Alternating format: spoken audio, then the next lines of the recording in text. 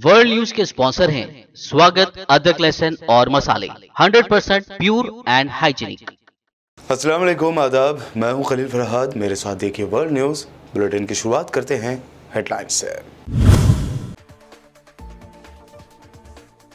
चीन में corona virus ने फिर बजाई खतरे की घंटी। मुतादिद शहरों में लगा लॉकडाउन। वुहान शहर में लोगों को घरों में रहने की दी गई हिदायत।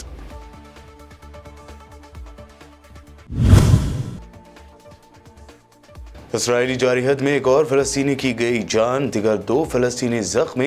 गर्ब उर्दन और नाबलस में हालात कशीदा।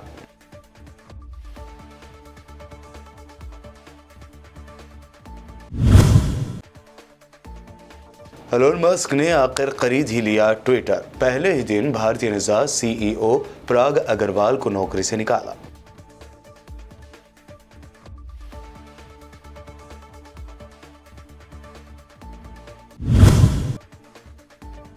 इम्तियाज जलील ने केजरीवाल को बताया संघी और आम आदमी पार्टी को आरएसएस की दूसरी शाख या विंग।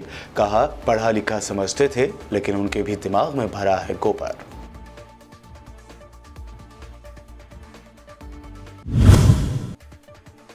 राहुल गांधी की तेलंगाना में भारत जोड़ो यात्रा की दोबारा शुरुआत। टीआरएस और बीजेपी को बताया एक ही सिक्के के 2 रुख।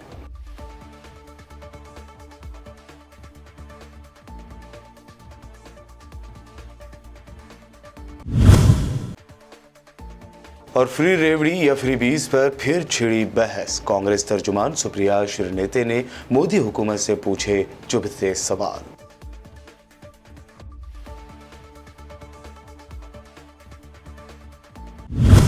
ये थी हेडलाइंस। बढ़ते हैं खबरों की तफसील की जानिब। चीन में फिर एक मरतबा कोरोना ने खतरे की घंटी बजा दी है। बढ़ते कोरोना के केसेस के पेश नज़र चीन के मुख्तलिफ शहरों में पाबंदियों में इजाफा किया गया। खबर रसा एजेंसी के मुताबिक चीन में तीसरे रोज़ 1000 से ज़ायद कोरोना वायरस केसेस रिपोर्ट हुए हैं। चीन में कोरोना वायरस से मुतासरा शहरों में इमारतें सील, जबकि कई इलाकों में लॉकडाउन नाफिज कर दिया गया है। ज़राए के मुताबिक ग्वांगझू में कोरोना केसेस बढ़ने पर मुतादिद इलाके सील और तफरीही मकामात बंद कर दिए गए हैं। चीन के शहर वुहान में लोगों को घरों में रहने की हिदायत की गई है, जबकि जिनिंग में सब्जी और फलों के स्टोर और बीजिंग का यूनिवर्सल रिजॉर्ट थीम पार्क भी बंद कर दिया गया है। फ़लस्तीन के इलाकों में इसराइली जारहत में मज़ीद फ़लस्तीनियों की शहादत हुई है। ज़राए के मुताबिक इसराइली फ़ौजियों ने गरब उर्दन के शहर नाबलस में एक चेक पोस्ट के करीब फायरिंग करके एक फ़लस्तीनी नौजवान को शहीद और 2 फ़लस्तीनियों को ज़ख्मी कर दिया है। बता दें कि मंगल के रोज़ भी गाज़िब सियोनी फ़ौजियों और इंतहा पसंद यहूदियों के गरब उर्दन के शहर नाबलस के अतराफ़ में होने वाले हमले में 4 फ़लस्तीनी शहीद और 22 फ़लस्तीनी ज़ख्मी हुए थे। फ़लस्तीनी बच्चों का दफा करने वाली आलमी फ़लस्तीनी तंजीम ने अपनी एक रिपोर्ट में कहा था कि रवां ईस्वी साल 2022 के इब्तिदा से अब तक इसराइली फ़ौजियों की फायरिंग से गरब उर्दन के बेशमूल मशरिक़ बैतुल मुक़द्दस में 29 फ़लस्तीनी बच्चे शहीद हो चुके हैं। तुर्की और इसराइल के ताल्लुकात दिन ब दिन मजबूत होते जा रहे हैं। ऐसे में Israeli defence minister Benny Gantz ने अंकारा में अपने हम मनसब होलोसी आकार से मुलाकात की। मुलाकात में 2 तरफ़ा ताल्लुकात और ख़ित्ते की सलामती समेत कई उमूर पर तबादला ख्याल किया गया, जिस पर तुर्क वज़ीर ने उनका खैर मकदम किया और कहा कि तुर्किया और इसराइल के दिफाई और सलामती के शोबे में ताल्लुकात एक नए दौर में दाखिल हो गए हैं और इसराइल की जानिब से जारी बरसों की कशीदगी को मामूल में लाया जा रहा है। ईरान में हुकूमत मुखालिफ मुजाहरे को 40 दिन से ज़्यादा हो चुके हैं। हालांकि ईरान में खूनी मुजाहरे हनूज जारी हैं। आलमी इदारा एमनेस्टी इंटरनेशनल ने ताज़ा जानकारी में बताया है कि पिछले 48 घंटों के दौरान ईरानी फोर्सेज ने 8 मुजाहिरीन को कत्ल कर दिया है। बुध के रोज़ महसा अमीनी की मौत को 40 रोज़ मुकम्मल हुए थे और ईरान भर में एहतजाज में शिद्दत आ गई थी। ईरानी सिक्योरिटी ने इन मुजाहिरों को कुचलने के लिए एक मरतबा फिर मुजाहिरीन को बराह रास्त गोलियों का निशाना बना डाला। दूसरी जानिब ईरान के सदर इब्राहिम रईसी ने जहां ईरान में हो रहे मुजाहिरों को फसाद करार दिया, तो वहीं सुप्रीम लीडर आयतुल्लाह ख़ामनेई ने शिराज में मस्जिद पर होने वाले हमले को मुजाहिरों से जोड़कर पूरी ईरानी कौम को मुत्तहद होने की अपील की है। अमेरिका के सदर जो बाइडेन की हुकूमत ने कहा है कि किसी भी रूसी खतरे का फैसला कुन जवाब का सामना करने के लिए हम तैयार हैं। साथ ही अमेरिका ने कहा कि वाशिंगटन को बुनियादी ढांचे के लिए किसी भी रूसी खतरे का फैसला कुन रद्द-ए-अमल के साथ सामना करना पड़ेगा। बयान में जोर दिया गया कि अमेरिकी सैटेलाइट को निशाना बनाने के इम्कान का खतरा इश्तियाल अंगेज है। व्हाइट हाउस ने मजीद कहा कि अमेरिकी सदर जो बाइडेन का आइंदा G20 सरबराही इजलास में रूसी सदर पुतिन के साथ बैठने का कोई इरादा नहीं है। रूसी सदर व्लादिमीर पुतिन ने यूक्रेन में जोहरी हथियारों के इस्तेमाल के किसी इरादे से इनकार कर दिया। हालांकि उन्होंने यूक्रेन की तनाज़े को वेस्टर्न कंट्रीज़ यानी मगरब की जानिब से आलमी तसल्लुत के हुसूल की मुबैना कोशिशों का हिस्सा करार दिया और कहा कि ये कोशिशें नाकाम हो जाएंगी। बैनुल-अक़वामी ख़ारजा पॉलिसी के माहिरीन की एक कॉन्फ्रेंस से खिताब करते हुए पुतिन ने कहा कि रूस के लिए यूक्रेन पर जोहरी हथियारों से हमला करना बेमाने है। पुतिन ने कहा कि हमें इसकी कोई ज़रूरत नज़र नहीं आती, इसका कोई फ़ायदा नहीं है, ना तो सियासी और ना ही फौजी। नॉर्थ कोरिया ने फिर एक मरतबा बहर जापान में 2 बैलिस्टिक मिसाइल दागे हैं। जनूबी कोरिया के जनरल हेडक्वार्टर के मुताबिक शुमाली कोरिया ने जनूब मशरक़ी वाक़े कानवोन नामी इलाके से बहर जापान की जानिब 2 कम फासले के बैलिस्टिक मिसाइलों का तजुर्बा किया। जापान हुकूमत ने बताया है कि ये मिसाइल जापान के सनती इलाके से बाहर गिरे, लिहाजा खुशकिस्मती से वहाँ मौजूद बहरी जहाज़ और तैयारे महफूज रहे। दुनिया के अमीर तरीन शख्स एलोन मस्क ने ट्विटर का कंट्रोल संभाल लिया। उसके फ़ौरन बाद उन्होंने भारतीय निजात ट्विटर के CEO पराग अग्रवाल समेत 4 आला ओहदेदारों को कंपनी से फारिग कर दिया है। अमेरिकी मीडिया ने जुमेरात को देर गए इत्तला दी कि एलोन मस्क ने ट्विटर का कंट्रोल संभाल लिया है और उसके 4 आला ओहदेदारों को फारिग भी कर दिया है। इस ज़मन में एलोन मस्क ने एक ट्वीट किया है जिसमें लिखा है कि बर्ड्स आर फ्री यानी परिंदे आज़ाद हैं। उनके इस ट्वीट का इशारा बर्खास्त कर दिए गए साबिक ट्विटर आला ओहदेदारों के बारे में माना जा रहा है।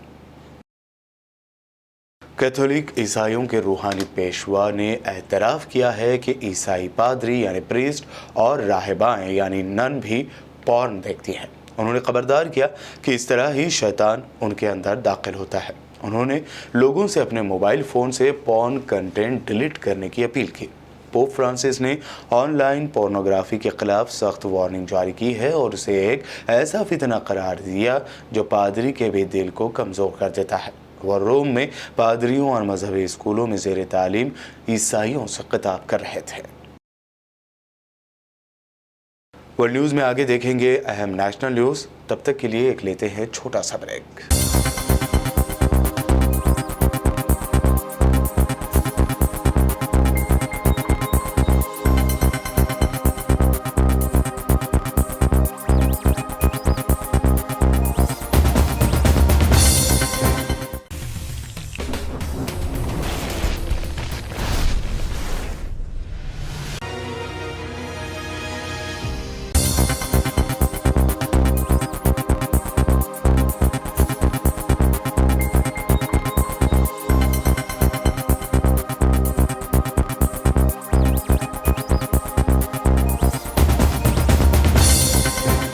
ब्रेक के बाद आगे बढ़ते हैं और अब देखते हैं अहम नेशनल न्यूज़। दिल्ली के वज़ीर आला अरविंद केजरीवाल ने नोटों पर देवी लक्ष्मी और भगवान गणेश की फ़ोटो लगाने की अपनी मांग को लेकर पीएम मोदी को एक लेटर लिखा है। दरअसल केजरीवाल ने कल पीएम से फ़ोटो के साथ नई करेंसी जारी करने की दरख्वास्त की थी और आज उन्होंने ऑफिशियली पीएम मोदी को एक लेटर लिखा है। केजरीवाल ने ट्वीट करते हुए लेटर की जानकारी दी और कहा कि मैं पीएम जी को लेटर लिखकर 130 करोड़ हिंदुस्तानियों की जानिब से दरख्वास्त करता हूं कि इंडियन करेंसी पर गांधी जी के साथ साथ लक्ष्मी गणेश जी की तस्वीर भी लगाई जाए। महाराष्ट्र में एमआईएम के सदर और औरंगाबाद के रुकन पार्लियामेंट इम्तियाज़ जलील ने केजरीवाल को संघी और आम आदमी पार्टी को आरएसएस की दूसरी विंग करार देते हुए कहा कि केजरीवाल के दिमाग में भी गोबर भरा हुआ है। देखिए, हम शुरुआत से ये बात कहते हुए आए हैं कि आम आदमी पार्टी और अरविंद केजरीवाल जो है वो आरएसएस का प्लांटेड पार्टी है। उन्हें ये पता है कि कभी ना कभी नरेंद्र मोदी का ग्राफ जब नीचे आएगा तो हमारा कोई दूसरा प्यादा तैयार रहना चाहिए। तो ये आम आदमी पार्टी उसी का नतीजा है कि उन्होंने आम आदमी पार्टी को तैयार किया है। हम अरविंद केजरीवाल साहब से ये पूछना चाहते हैं, हम तो आज तक ये समझते थे कि एक पढ़ा लिखा आदमी है, एक अच्छी बात करने वाला आदमी है, लेकिन जिस तरह के बयान दे रहे हैं वो, उससे ये समझ में आ रहा है कि उनके दिमाग में भी गोबर भरा हुआ है। आज जिस तरह की वो मांग नहीं कर रहे हैं, लोगों को पैसे चाहिए, वो कह रहे हैं कि नहीं वो पैसों के ऊपर है, तो ये देवी देवताओं का, देवी देवताओं को अपने दिल में बसाइएगा, अपने मन में बसाइएगा। आप ये नोटों के ऊपर लाकर कहीं ना कहीं आप भारतीय जनता पार्टी को कॉर्नर करने की कोशिश कर रहे हैं और ये बताने की कोशिश कर रहे हैं कि हिंदुत्व का एक नया प्लेयर मैदान के अंदर उतरा है, अब हम तुम्हारे से ज्यादा कट्टर हो गए हैं। तो ये जो फजूल की बातें लेकर जो आ रहे हैं, इससे आम आदमी को समझ में आता है कि उन्हें कौन बेवकूफ़ बना रहा है। उन्हें रोटी चाहिए, उन्हें रास्ते चाहिए अच्छे, उन्हें नौकरियां चाहिए, उनके बच्चों को अच्छा एजुकेशन चाहिए, हेल्थ इंफ्रास्ट्रक्चर चाहिए। ये सब चीज़ें छोड़कर अब पिछले 3-4 दिनों से सिर्फ एक ही मुद्दा चल रहा है कि नोटों के ऊपर ये भगवान की तस्वीर आने वाली है। केजरीवाल ने तो तीली जलाई है, लेकिन हर धर्म का उसमें कूद पड़ा है। कोई बोलता है कि अलग अलग बाबा साहब आम्बेडकर का नाम आ रहा है आगे, या फिर महाराज का भी चित्र जो है वो होना चाहिए। देखिए, जिनके पास कुछ मुद्दे नहीं होते हैं, जिनके पास कुछ अच्छा दिखाने के लिए नहीं होता है, तो इलेक्शन के वक्त ऐसे ही मुद्दे लेकर आते हैं। तो अब ये है कि हिंदुत्व की लड़ाई चल रही है, तो हर कोई मैदान के अंदर कूद पड़ा है, हर एक को अपना अपना कहीं ना कहीं वोट बैंक संभाल के रखने का। केजरीवाल भागीदार होगा केजरीवाल, ऐसा लग रहा है हिंदू वोट बैंक में। देखिए, उनकी हरकतों से लग रहा है कि अब वो मोदी साहब के साथ है तो सीधी जंग लड़ना चाहते हैं कि हिंदुत्व का तू बड़ा खिलाड़ी नहीं है, हिंदुत्व का तो सबसे बड़ा खिलाड़ी मैं हूं करके। और वो जिस तरह के बयानबाजी दे रहे हैं, ये इसमें हमको जरा सी भी हैरानी नहीं हो रही है, क्योंकि हमें मालूम था कि आज नहीं तो कल ये गिरगिट है तो रंग बदलने वाली है। कांग्रेस कायद राहुल गांधी ने कहा है कि साल 2023 के तेलंगाना असेंबली इलेक्शन को लेकर कांग्रेस के मैनिफेस्टो में ज़राअत से मुताल्लिक़ मुद्दों पर ख़ुसूसी जोर रहेगा। राहुल गांधी ने तेलंगाना में फिर से एक मरतबा अपनी भारत जोड़ो यात्रा शुरू की है। इस मौके पर बड़ी तादाद में लोग उनके साथ नजर आए। इस मौके पर कई दफ़ा उन्होंने बातचीत करते हुए सभी फरीक़ैन से तफसीली बातचीत के बाद ज़रूरी मसाइल को लेकर तेलंगाना में किसानों से बातचीत करने का एक पूरा प्रोग्राम तैयार करने की बात कही। दिवाली पर 4 दिन की छुट्टी के बाद राहुल गांधी ने तेलंगाना में फिर से भारत जोड़ो यात्रा शुरू की है। उन्होंने रियासत के मुख्तलिफ हिस्सों के किसानों और किसान नुमाइंदों से बातचीत भी की। इस दौरान उन्होंने TRS और BJP को एक दूसरे का साथी और एक ही सिक्के के 2 रुख करार दिया। कांग्रेस की भारत जोड़ो यात्रा को आम आदमी की आवाज़ करार देते हुए पंजाब कांग्रेस के सदर अमरिंदर सिंह राजा बराड़ ने इस यात्रा के बारे में तफसील बताई। साथियों, मैं अमरिंदर सिंह राजा बराड़, प्रदेश कांग्रेस कमेटी अध्यक्ष पंजाब से, और मैं आपको ये बताना चाहता हूं कि मैं एक नॉन पॉलिटिकल फैमिली से हूं। मैं ब्लॉक अध्यक्ष हुआ करता था, और ब्लॉक अध्यक्ष से मेरे घर में कोई सरपंच भी नहीं था। राहुल जी की कृपा से I am 3rd time now MLA from Punjab and now I am a PCC। मेरे को यात्रा में पहली बार मैं बहुत क्रिटिसाइज भी करता रहा हूं अपनी पार्टी का भी, और बहुत बार राहुल जी के साथ भी चर्चा करने का मौका मिला, और कई बात ऐसी कह देते थे कि जो जरूरी थी, जनता की बात थी। आज इस यात्रा से मेरे खुद के साथ आज 50 लोग यहां पर आए, and to be very honest, they are youngsters, not a leaders. What they say is they belong to non-political families. They forced me, because I have to, being a PCC president, मैंने तो आना ही है, बहुत जगह पे और भी आऊंगा। They forced me कि सर हमने जाना है, and there are hundreds and thousands of youngsters now, what they feel कि जो जरूरत थी, जनता की जरूरी, जो लोग चाहते थे, जो इस देश का नौजवान चाहता है कि आज कोई ना कोई व्यक्ति तो उनकी आवाज देश के अंदर बुलंद करें।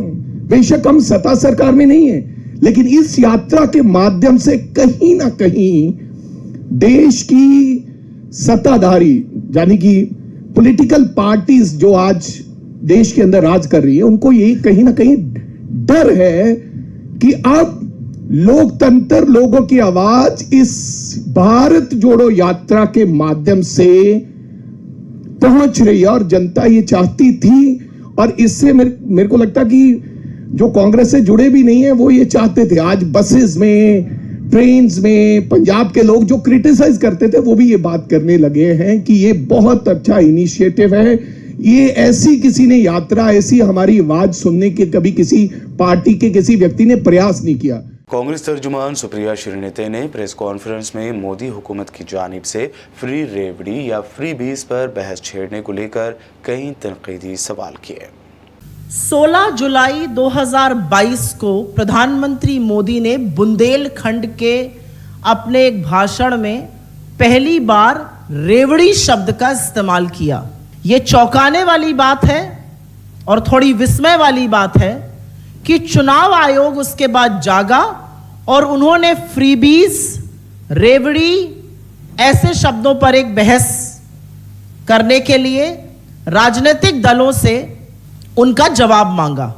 यह चौंकाने वाली बात इसलिए है क्योंकि इस देश के लोकतंत्र के प्रहरी जो संस्थाएं हैं, जो इंस्टीट्यूशंस हैं, वो इंडिपेंडेंटली एक्ट करें, अपने अधिकार क्षेत्र में एक्ट करें, इसमें हमें कोई समस्या नहीं है। लेकिन प्रधानमंत्री मोदी की 16 जुलाई की रैली के भाषण के बाद जब चुनाव आयोग हरकत में आता है और उस प्रभाव में कुछ करता है तो थोड़े सवाल जरूर उठते हैं उनकी विश्वसनीयता पर, उनकी साख पर, उनकी प्रतिष्ठा पर। और मेरा अपना मानना है कि ये जो रेवड़ी का डिबेट है, जो ये रेवड़ी की चर्चा है, ये कहीं ना कहीं एक गलत दिशा में जा रही है। हम एक लोकतंत्र में रहते हैं जहां पर जनमत सर्वोपरि है। रेवड़ी हो या शर्फी हो या गजक हो, जो भी हो, कुछ चीजों का फैसला एक लोकतंत्र में जनता पर छोड़ देना चाहिए, उनके मत पर छोड़ देना चाहिए, उनके विवेक पर छोड़ देना चाहिए। और जनता चुनाव के बाद आपका सम्मान करती है अगर वो आपकी बातें मानकर आपको जिता देती है और आपको दंड देती है अगर हरा देती है। तो कुछ चीजें जनता के विवेक और मत पर छोड़ देनी चाहिए, उसमें दखल अंदाजी करना मुझे लगता है कहीं ना कहीं लोकतंत्र पर भी सवाल खड़े करता है। रेवड़ी का डिबेट कहीं ना कहीं एक मिसप्लेस्ड प्रायोरिटीज का भी डिबेट है। आखिर रेवड़ी क्या है? इस देश में बेरोजगारी, कम आय और महंगाई से जूझते हुए लोगों के सस्टेनेंस के लिए भी अगर आप कुछ सहयोग करते हैं तो क्या वो रेवड़ी है? और अगर वो रेवड़ी है तो 10 लाख करोड़ के जब आप कर्जा माफी करते हैं अमीरों की, तो वो क्या है? वो अशरफियां हैं कि वो रेवड़ी कही जाएगी? इस बात पर भी चर्चा हो जानी चाहिए। अगर गरीब के लिए कुछ सरकार करेगी, और इंडिया एक वेलफेयर स्टेट है, अगर गरीब के लिए कुछ सरकार करेगी तो उसको रेवड़ी कहा जाएगा, और जो अमीरों के लिए काम होगा उसको क्या कहा जाएगा? वो इंसेंटिव क्यों है? उसमें फिस्कल प्रूडेंस नहीं याद आती है, इसमें फिस्कल प्रूडेंस याद आती है। आखिर में हेडलाइंस पर एक और नजर। चीन में कोरोना वायरस ने फिर बजाई खतरे की घंटी, मुतादिद शहरों में लगा लॉकडाउन। वुहान शहर में लोगों को घरों में रहने की दी गई हिदायत।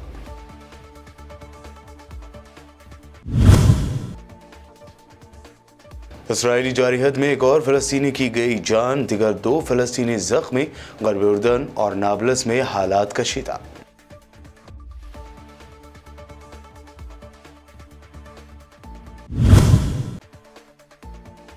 एलोन मस्क ने आखिर खरीद ही लिया ट्विटर। पहले ही दिन भारतीय निजात CEO पराग अग्रवाल को नौकरी से निकाला।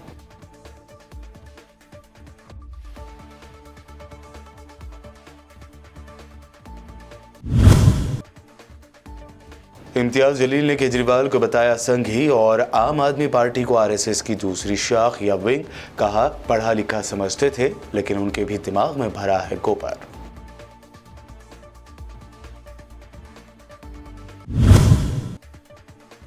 राहुल गांधी की तेलंगाना में भारत जोड़ो यात्रा की दोबारा शुरुआत। TRS और BJP को बताया एक ही सिक्के के 2 रुख।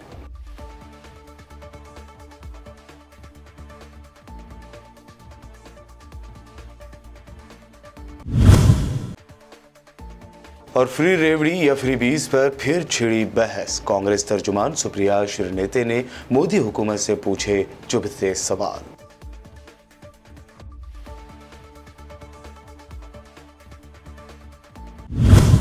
वर्ल्ड न्यूज़ में ये थी अब तक की अहम इंटरनेशनल और नेशनल न्यूज़। देखते रहिए BBN चैनल। BBN चैनल के व्यूअर्स के लिए एक अहम इत्तला। अब BBN चैनल का टेलीकास्ट भारत भर में हो रहा है। हमारे व्यूअर्स भारत में कहीं भी टीवी पर अब BBN चैनल देख सकते हैं। स्क्रीन पर BBN चैनल की टेलीकास्ट डिटेल्स दस्तयाब हैं। इसके अलावा भारत भर में किसी भी एरिया में अगर आप BBN चैनल देखना चाहते हैं तो आप अपने केबल ऑपरेटर को इसके लिए कह सकते हैं। आपकी डिमांड पर वो ज़रूर BBN चैनल टेलीकास्ट करेंगे, क्योंकि BBN एक फ्री टू एयर चैनल है। इसके लिए आपको सिर्फ हमारे दिए गए नंबर पर केबल ऑपरेटर से कॉल या व्हाट्सएप पर मैसेज करवाना है। हम आपके केबल ऑपरेटर तक BBN चैनल पहुंचा देंगे, जिससे वो आपके एरिया में टेलीकास्ट कर सकते हैं। इसके लिए चैनल की हमारी पूरी टीम लगातार काम कर रही है ताकि आप तक BBN चैनल को पहुंचाया जाए। इसके अलावा BBN चैनल को भारत भर में रिपोर्टर्स की ज़रूरत है। अगर आप सहाफ़ी हैं और BBN चैनल से जुड़ना चाहते हैं तो आप भी दिए गए नंबर पर रब्त कर सकते हैं।